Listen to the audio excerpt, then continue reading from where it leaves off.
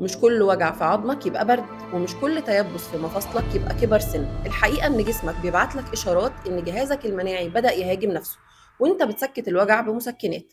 في وقت مفاصلك فيه محتاجة تدخل طبي متخصص فورا قبل ما الالتهاب يغير شكل مفصلك للأبد.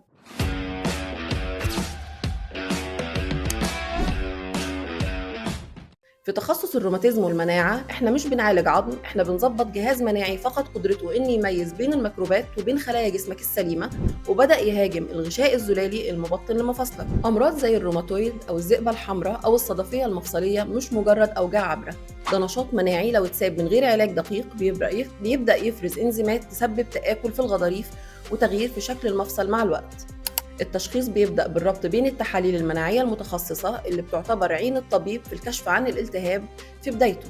هدفنا هو الوصول لحالة الخمول المرضي والسيطرة على نشاط المناعة عشان ترجع تمارس حياتك طبيعي وتحمي مفاصلك من أي ضرر دائم. مفاصلك هي اللي شايلاك، ما تفرطش فيها. لو بتحس بتيبس في إيدك أول ما تصحى أو تورم مش مفهوم، ما تترددش في طلب المشورة الطبية.